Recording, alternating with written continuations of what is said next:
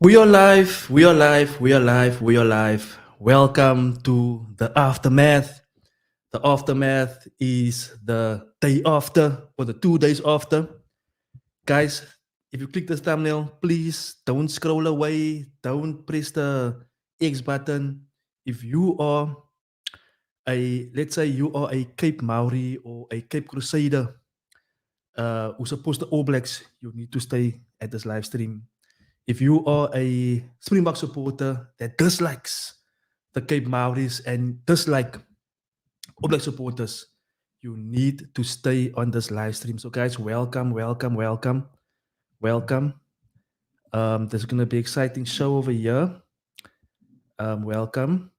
So, let's get this show on the road. So, like I said, if you are a Springbok supporter that doesn't like Cape Maoris or All Black supporters, and if you are a Cape Maoris supporter, you need to stay here. So after the Springboks won their fourth game in a row against the All Blacks, I've witnessed some conversions, right? Conversions where someone repent, they repent of their sins, their past sins, and they repent and they become a new creature.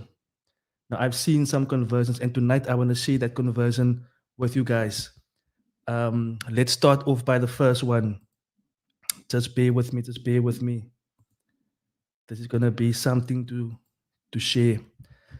Right. So guys, so here we've got these individuals here. I'll play the first video. Let's go.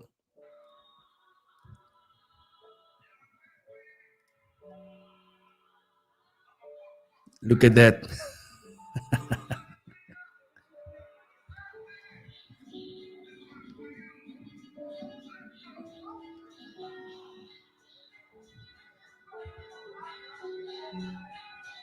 Look at that. That All Black jersey is being thrown in the fire pit. This reminds me of Rafiki on The Lion King, where they actually smeared whatever it was, blood or mud against the forehead of Simba. He's been christened. He's repenting his sins, his All Black sins. We gotta love this, man. We gotta love this. Okay, what's happening? What's happening? What's happening? Where we go? Where we now? Where we now? Look at that.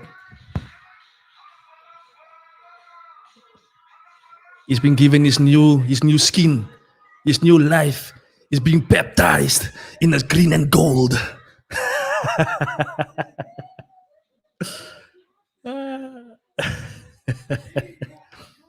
Look at that. Born again Springbok. Out with the old, in with the new. Born again Springbok. Okay, that's the first video. That's the first conversion. Let's go to the second conversion. Let's go this. Okay, for the second one, I will need to do some translating for you guys, right? Because for those who don't understand Afrikaans, I will try my utmost best to translate. So let's go.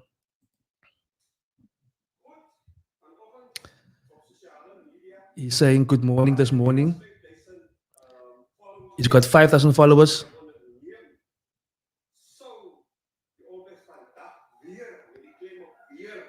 Should the All Blacks lose again today, he's going to burn this jersey. This jersey I have since 2011. Today we don't see any All Black rugby anymore. They are missing on the rugby field. I need to keep my promise.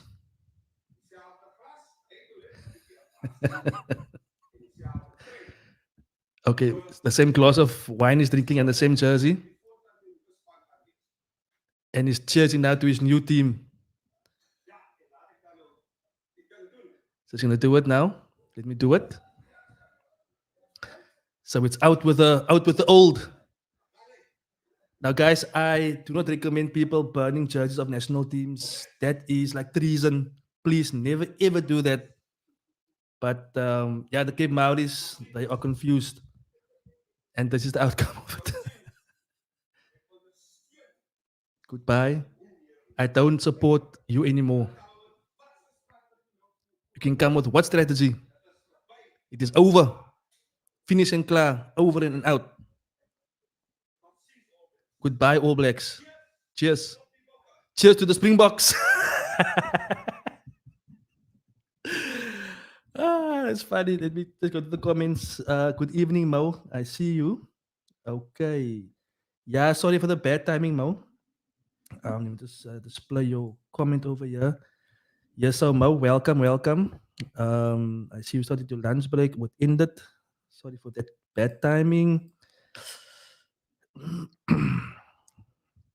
There should be no room on the Springboks bandwagon for these folks. Look, Mo, I would say the more the merrier. Let's welcome them back. Let's welcome them back. You know, these now I did a video a few days back where I explained the origins of the Cape Maoris or the Cape Town All Black supporters. You can go back, you can just see the video there. But these people in their minds, some of them or the majority of them still lived in the past. But the new guys or the new generation of Cape Townians as opposed to All Blacks, they like Manchester United's fans back in the 90s and the early 2000s when United were very successful. You had every person on the Cape Flats wearing the red United jersey. Now these guys, they have the same mentality and the same mindset. Everybody likes supporting a winning team, I must say, so I don't blame them. However, with the All Blacks not being the same as what they were back in the day, it's difficult for them to support a losing team. But I would say welcome to the All Black to the Springbok bandwagon. Let's go to the next video or the next slide I've got here. Just bear with me. Let me just get this quickly. Okay, so this over here, this guy that's sitting here with his hand on his head. The audio is very bad on this one, but he's basically just crying here. He's just crying here. Our All Black team is losing constantly. Now, this video is not a recent video. This video, I think, was when the All Blacks, I think, lost the World Cup final. But the same story remains. All Black fans' tears are sweeter than honey, I would say. Now, guys, the next video is actually a video that was very, very touching. For those who probably seen this video, so for those of you guys who've seen this video on social media, I think they showed the video, the Springbok Rugby or SA Rugby on their Twitter page or the X page actually displayed this video. And this video is very touching. So let's enjoy this video and watch it with me.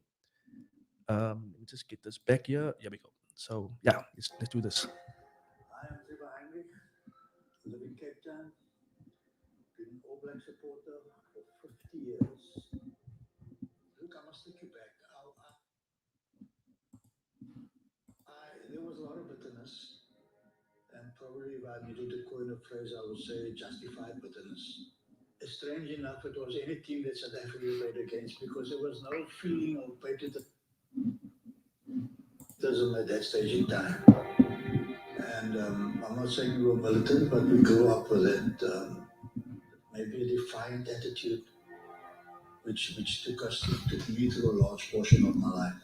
But the last 30 years, if I think back and I think that there's a man that went to jail for 27 years, so that me and my kin and the rest of South Africa could enjoy a full life in a fully democratized South Africa. And I think it's been a journey, and the reality hits you sometimes in the strangest places at the strangest times, which is basically what happened to me. 120% behind South Africa. I never thought I'd get to wear South African jersey. Look at that. But it's a proud moment. And I think the crowning moment was at the fan park when I sat there and I saw people of every persuasion sitting there and putting their arms around each other, kids running around, singing the national anthem, you know, and it was like a hammer blow to my chest. And I thought, what is wrong with you? Here's the new South Africa sitting in front of you. Something you've been crying about for many years. And looking around, looking over the crowd, and seeing the pride every time when they announced the South African rugby team, the Springbok team, the joy on those people's faces brought tears to my eyes. And I might sound very emotional now, but it's the truth. And that was when I decided I need to be a South African again. We've lived an era, it's gone. It's part of the struggle, but I need to embrace the victory. And the victory was seeing South Africa go out there and play against a team that I once supported and actually winning the World Cup final. It was an amazing experience. So here I am. Well, I've been an All Black supporter, like I said, for all my life. But now I'm forever green, forever gold. Amen. Okay. Yeah, so guys, there we have it. Let me just go to the comments. Ravino.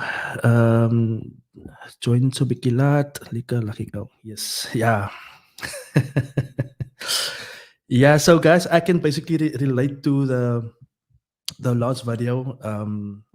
So I'll give away my age. So during the 1995 Rugby World Cup, before the final, I was also like a huge All Black supporter. You know, I had the kit. I had an All Black jersey. That time you had the white and the black All Black jersey with the Steenlager, the red Steenlager emblem. And my favorite players were Jonah Lomo, Christian Cullen, Jeff Wilson, Vincent Broek, Frank Pants. If you from that era, you will know these guys. They were superstars. And but when the Springboks won the 1995 Rugby World Cup, when Joel Stransky kicked over that ball, that time I was in standard 5. That time we had standards, not grades. I was in standard 5, probably around about, I would guess 11, 12, 11 years old. And when the Springboks won that Rugby World Cup, I was converted to a Springbok supporter that time. So ever since, I'm a Springbok supporter. So, okay, let me just go back to the comments here. Is a comment that came through. Do you think there's hope for Hardy, the biggest All Black supporter from the World Cup, forever converting? There's always hope. There's always hope. Like I said, is that some people are All Black supporters because they still remember the past, you know, where they viewed the Springbok emblem as a symbol of apartheid. Some people still have that mindset. If someone still has that mindset, that person can be converted, because we can see today that the Springbok team is transformed. We have a beautiful captain in Siya Kolisi.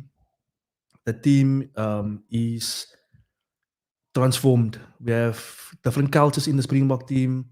So I don't see a reason why someone who had that previous mindset of viewing the Springbok emblem as being a symbol of apartheid can't transform, because surely you will see someone of his culture in the Springbok team. Earlier I watched a video where this guy interviews a group of All Black supporters, and there's one in Cape Town, and there's one All Black supporter, his name is Kurtley, and he was asked, why are you supporting the All Blacks? Well, there's a player in the Springbok team called Kurtley Arendse, the same name as yours, and it seems as if they come from the same culture, colored culture.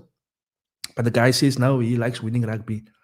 So for someone to be converted who likes winning rugby, it's quite clear the All Blacks are playing losing rugby, and the Springboks are playing winning rugby. So that person can come, but then again, I would perceive that person as being like a fake fan, you know.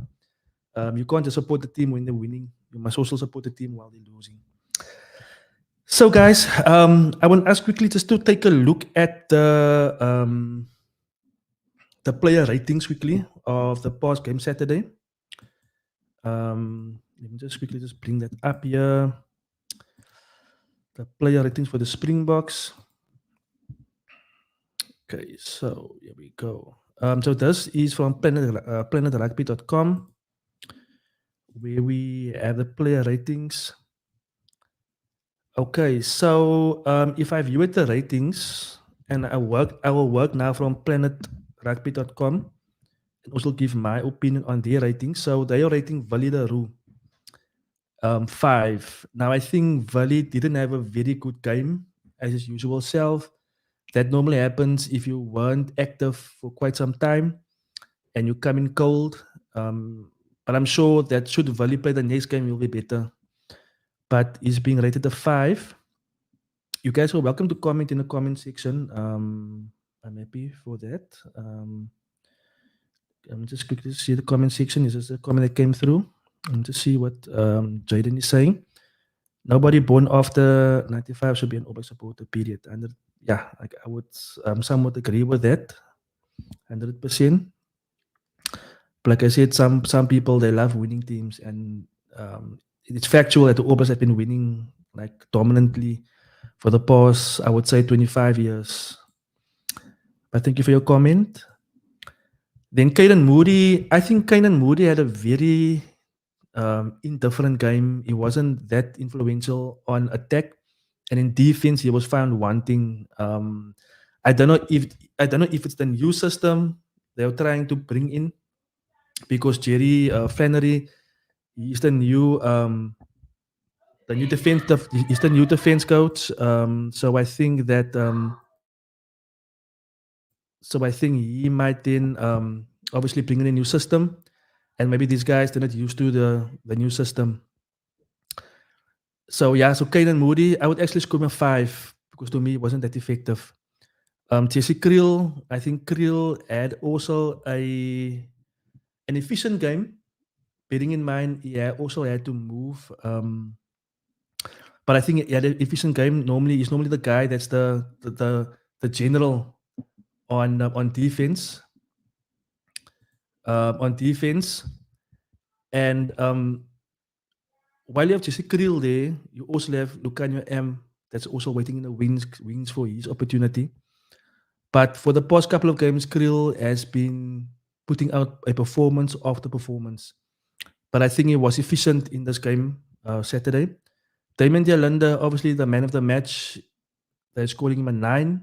I would agree with a 9. He was fantastic on defense. He was fantastic on attack. And I think that South Africans need someone behind Damon Dialanda. A youngster that can come through and be behind him. Because currently we've got Andre Esterhuizen, but Andre Esterhuizen isn't a spring chicken anymore. And we need someone behind Damon Dialanda that can fill that gap once Damon Dialanda hangs up his boots or becomes but tied in the legs. But he's an excellent center. I would say he's the best number 12 in the world. Colby also had a good game. He was good on defense. He was good on attack. He made a couple of breaks that almost led to tries. He chased the ball well, and it definitely showed what's the guy's name of the All Blacks, Sevuris, that he's not on the same level as Colby in terms of pace and in terms of general gameplay. But Colby was good. Andre Pollard, 7. I would agree with the 7. Pollard. In my previous video, I mentioned of a post on X where someone said that Springbok fans can now see how limited Andre Pollard is due to the emergence of Shasha Feinberg Mkamazulu. And I replied and said that you have to give Andre Pollard his respect. The guy has won us 2 Rugby World Cups. And a guy like that, you can never disrespect a guy like that. And I don't see why we must compare Shasha and Andre. Those two can work in tandem. Those two are the 2 flyhalves to take us further and possibly win us the next Rugby World Cup. So I won't compare Shasha with Andre. I think you need guys in the squad that can push each other. And I think that Andre and Shasha, they are good and they can push each other to even better heights or higher heights. Then number 9, Grant Williams got scored a 6. I think Grant Williams was efficient. He fulfilled his role. He was always a threat on attack. He's someone that is nippy. And with Faf out, I would say that Grant Williams is the best we've got.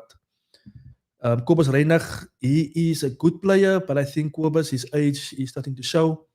And we need youngsters like Grant Williams to come through and be given opportunity, because the more they play, the better they become. And I think that Rassie giving Grant Williams opportunities is good.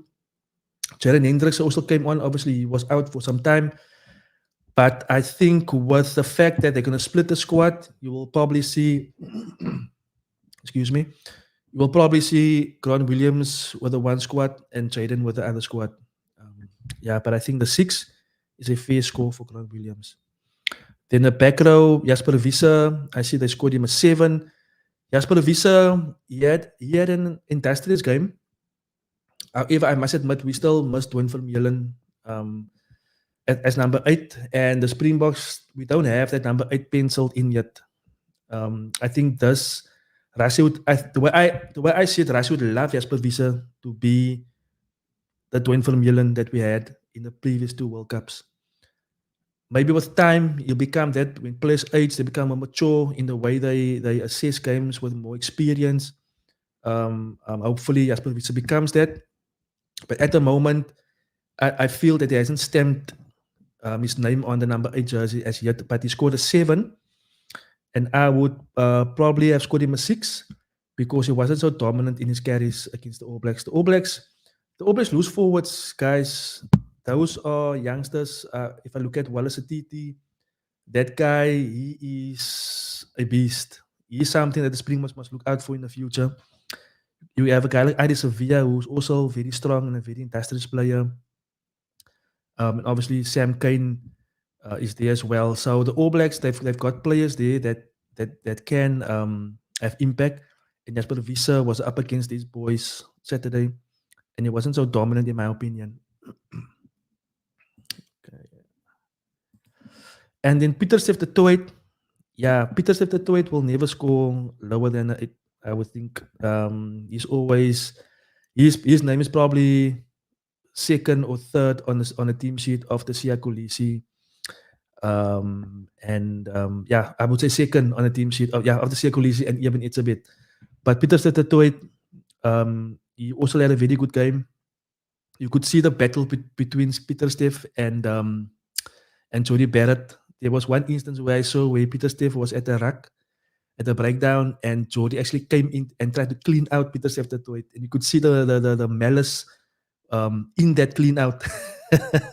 He probably thought to himself, if I get the opportunity to hit this guy in the ruck or clean him out, I'm going to do it. You could see it. But PSDT, he was good as usual. He's a guy that you would want next to you when you fight in the army or in a battle. And then Siya Kolisi also scored an 8. Our captain, he scored a very good try. You could see the try coming a mile away. And I see that the Springboks didn't follow obviously the same pattern of play when they used Siya Kolisi as on attack, because the All Blacks quickly snuffed that out in the first test. But I think Siya, in the way in his defense, his cleaning, his carrying was top notch. And with the news from his club, his previous club in France, they are losing out. And I would like all foreign players, especially from the Springboks, never to sign for these fancy French clubs, because you can see that, especially guys. Now, what I'm going to say here now, it's going to sound controversial, but this is my observation. And not only South African players, but also New Zealanders. It's almost as if players of color going to France, playing for these high-profile clubs, or getting the short end of the stick. I don't know if it's a French thing, where they still have the colonial mindset, thinking that players of other cultures or maybe should be like slaves or that, you know. Sorry if it sounds controversial, but I just think, and what I've seen now in the past couple of years, is that players from other countries that play for these big French clubs aren't treated with the same respect. If I look at a guy like Julian Sevilla, who was marginalized at Toulon, a guy like Malakai Fikitau, I think, and there were other players also from New Zealand. If I look at even a guy like what's the other dude? Stormers fullback. I can't get his name now. Warwick Holland as well. also didn't have a very good time at racing. So I would highly recommend our players not to sign for these big French clubs. But it's good to see Siya Kolisi back in South Africa, our captain. We can impact and inspire more youngsters to play rugby and just to be a role model and an icon. Then a tight five, Ruan Ukia. I think Ruan Ukia, he also had a very industrious game. He was efficient. He did his work. He did what he was assigned to do. And I think in Ruan Ukia, we have a very good lineup option. And just to think that we've got Franco Mostert out injured, we've got Erkis Snyman out injured, we've got Noah de Jager out injured. Those are all world-class locks. And you've got this youngster, Ruan Ukia, who's also learning his craft at international rugby and is also coming forward as someone for the future when those names I mentioned now, when they are phased out. So it's good to have him there, and I see that they scored him a 7. Ibn Itzabet, obviously this guy, in the same vein as Peter Sef Toit, he is a very good player. This is a player that we obviously depend on. I saw a comment on X when someone from New Zealand mentioned there, and the person said that the only reason why the Springboks are so good is because they've got Ibn Itzabet in the team, they've got Malcolm Max in the team, they've got Frans Malherbe in the team. That's the only reason why the Springboks are winning. Then he says that without these guys, the Springboks won't win or be as dominant. He's got a point there. He's got a point. But they were in the same boat when they had Brody Retallick, when they had Richie McCaw, when they had Jerome Kaino. They were in the same boat. They were strong because those players were there. So you can't actually blame teams because they have good players, you know.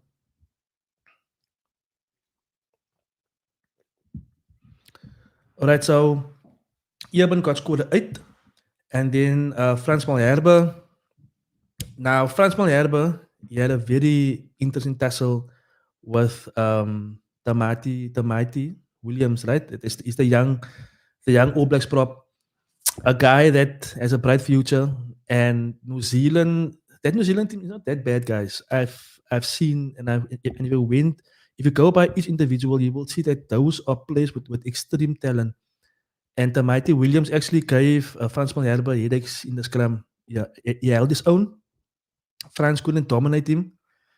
And it shows you that this All Black team, they've got the tools to actually reach the top of the food chain once again.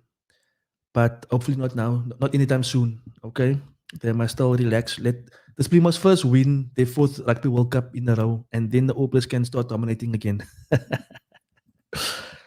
Okay, let me just go to the comments, guys, before I go further. There's a couple of comments. Okay, the elegant over there. I'm assuming talking about the All Blacks, Ash. Oh, the French. Sorry, I think you mean the French. Even Chesley Toulon. Yeah, that's right. Even Chesley Toulon. You also got like the short end of the stick there. I agree with you. Okay, let me just go back. Yeah, so Frans Malherbe got scored a 6. Frans is normally a guy that gets scored 7 and 8, but like I said, is that he didn't have his own way Saturday, and therefore I agree with the 6. Bongi got scored a 5. I would say Bongi, I don't know if Bongi is carrying some sort of injury. There was many times in the match where Bongi would be with the on-field doctor, the Springbok doctor. But I must say, if Bongi gets injured, then obviously Malcolm Max will start. But then the Springboks have an issue and a problem at hooker. We do have the young Bulls hooker that is there. But I think if if either Bongi or Malcolm Max becomes injured, then the Springboks might have a problem. But Bongi, he was a bit off the pace, I would think. But hopefully he will get some rest now. I'm assuming that he will probably be one of the guys that will stay behind now, and the other group will travel to Argentina. for Gareth Bogey to get some rest, and hopefully Arash can use one of those youngsters to come in and then serve as hookers away to Argentina. But I would agree with the 5 for Bongi. Oxenche,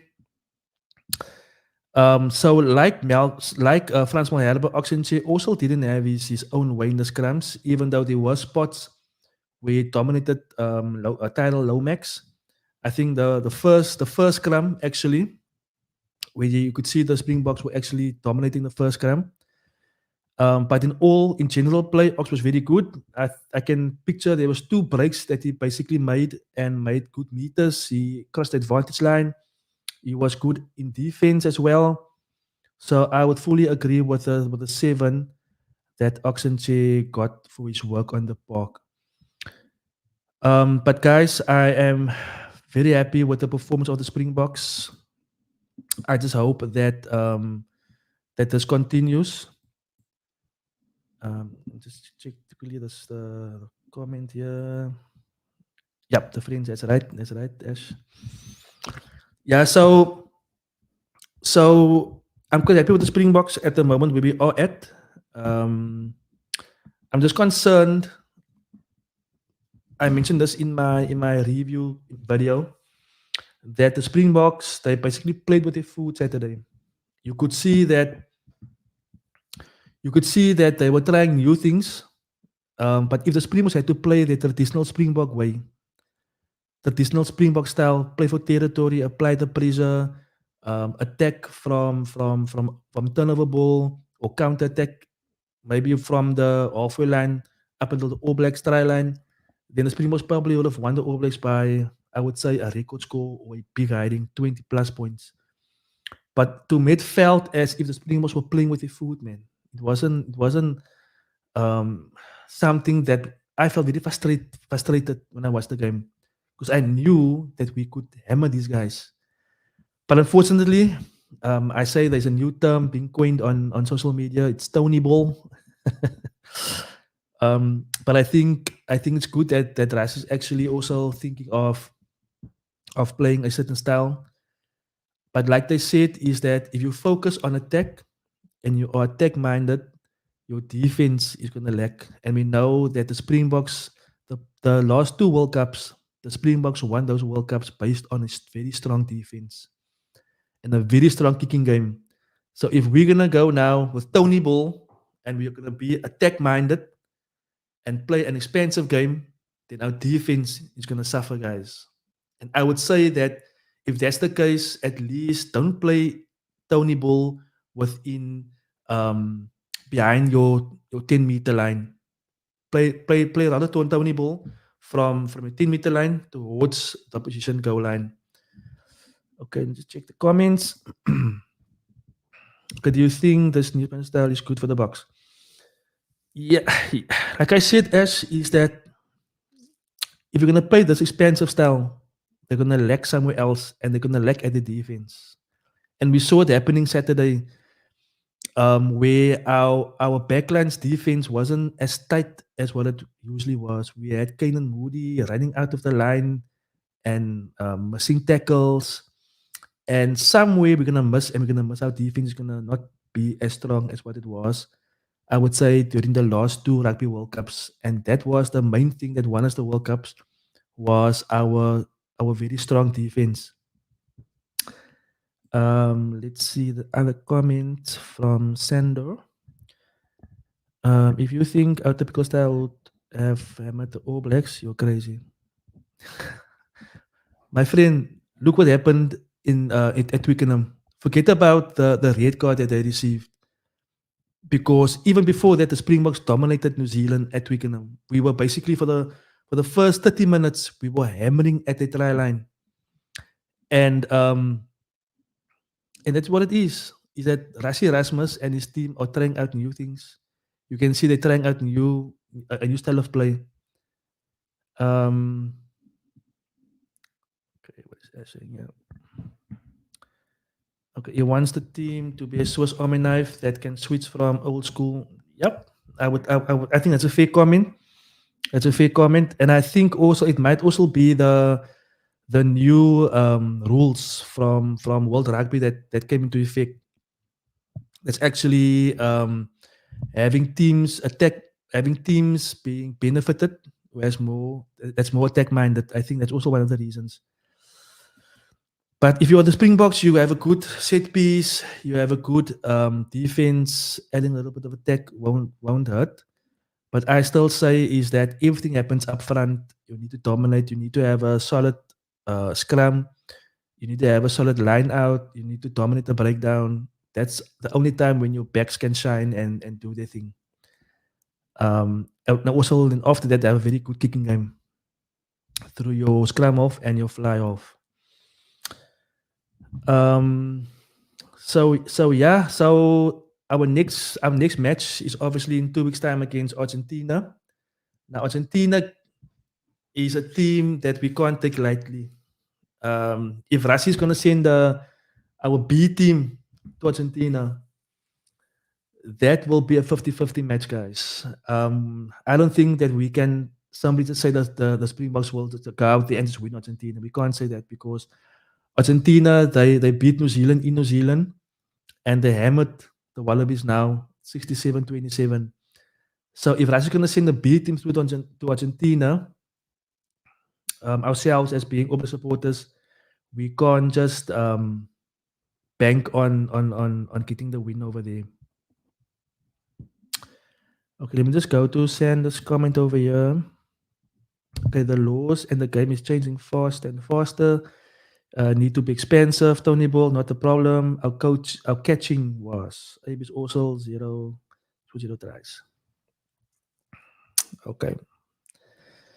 Yeah. Are you meaning catching when you're talking about when they play expansively and catching the ball from a pass, or do you mean catching the ball from aerial play? But I agree with you. The laws are changing, and World Rugby wants the product to be a more entertaining game and a game that's faster. But if you cut somewhere, you're leaving a gap somewhere else, you know. And if I know someone like Rassi, he will figure out quickly a loophole around these new laws as well. So yeah, let's open see and see what we can get from Rassi, the professor. Let's go to Asia. What team do you want to go to Argentina, and what team do you want to stay? I would say the team that to go to Argentina will probably be the guys that is in the wings waiting for a start. If I look at the props, for example, I would look at someone like Vincent Koch to get a start over there. Thomas de Toy to get a start over there. I would take, what's the youngster from the Bulls, the hooker? I can't get his name now, but I will send him over. Then from the Locks, Ruan Nukia, I would send over. Who's still fit of the Locks? Salom Morat is still injured, I'm assuming. Yo. Who's the Locks after Ruan Nukia? Yes, so. Yeah, so even the locks are, I would send those guys over. The back in the loose forward stakes, I would send Eskom over. I would send a guy like Low, Elrich Low can go. Jasper Wiese needs more game time. I'll send him over. A Galaxia must stay. Eben must stay. Francois Herber must stay. I would let Bongi stay as well. Then from the backline onwards, I would say a guy like Grant Williams is young. He can go. Jaden Hinders can go. Sasha must definitely go. The more Sasha can play, the better. I would take Manny Libok with. Let Manny maybe also get some game time in between. You know, probably have Manny on the bench and start Sasha. From the centers, I would let Grant Esterhuizen go. I would Lucania M. I would let the two of them start. And then the backline, bring my Pimpy back. Give Colby a rest. I think Edel van der Merwe was also back. Give Edel van der Merwe show. Let Fassi play. So that's the guys I would basically take to Argentina.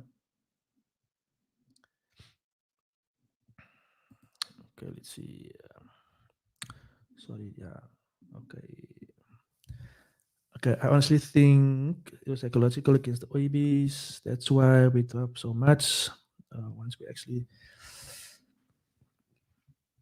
yeah. Look, the All Blacks are very strong in the lineout. I would say they're competing at the lineout. If you saw the game, you would see that whenever the Springboks are on their own ball in the lineout, they will always send a jumper up, and that makes your lineout very difficult. It basically makes the 50-50 gamble, you know. Ash is yeah. Cameron Hanakom. I don't recall him being in the squad. I haven't actually. If I watch the training sessions on YouTube, I haven't seen him there. But I think I think tomorrow or so, Rashi will probably announce the touring squad. Yeah, Smiling Sasha definitely. In regards to our typical style, it means we had to have a bench that was mostly forwards, which meant massive issues. Yeah, I think that's also the fear when you play with a 6-2 split. You have that fear of a backline player getting injured, and I think having a 7-1 split makes it worse. Like we saw in the World Cup final, right? The World Cup final, we actually got players injured early in the game. Then it is a huge risk. I agree with you. Yeah, so guys, it's very good. It's a good time to be a Springbok supporter, and long may it continue. Long may it continue. I just hope that Rassie remains on in some capacity with the Springboks after the next World Cup. But like they say, every good thing must come to an end. It's only a matter of when. And that is my fear. That's my fear. That every good thing it does come to an end sometime. It's just a matter of time when. But I just hope and pray that we get that fourth Rugby World Cup. I think that is the pinnacle thing, the fourth Rugby World Cup. Oh yes, before I close, there's an interesting thing I read on X today. Ben Youngs. Now Ben Youngs is the former England scrum half. Ben Youngs. Yeah, he played for England and for the Lions. And Ben Young said when he commented about Australia and the Argentinian fiasco, Ben Young said, "Why don't the British and Irish Lions come to South Africa next year?" That is the talk that's going around there in the UK. Why isn't the Lions coming to South Africa instead of going to Australia? Because they worried Australia won't be competitive. With them losing this past weekend with a huge score, there's a worry that Australia won't be competitive next year. And Ben Youngs actually asked the question, why doesn't the Lions then come to South Africa and play the Springboks for a tour? And for some reason, I would like that. Because remember, when we had a tour in 2021, we just came out of the pandemic and we had closed stadiums, we had no fans at the stadiums. Now, what a festival would that be? Imagine the Lions coming to South Africa at this time with the Springbok team playing the way they're playing. Yeah, that will be rugby porn. Yeah. So guys, thank you very much for watching this live stream. I'm hoping to make more of these, especially for the URC coming up and for the autumn tours late in the year. But I'll definitely make more live streams and more videos for the Springboks in Argentina within the next couple of, I think the next 3 weeks. So thank you for watching this live stream, guys. If you haven't subscribed to my channel, please subscribe to my channel. Support me. Yeah, your support will mean the world to me. And thank you for those who commented. Ash, Sander, Mo, thank you for your comments. And I'll catch you guys on my next video. Thanks, guys. Cheers.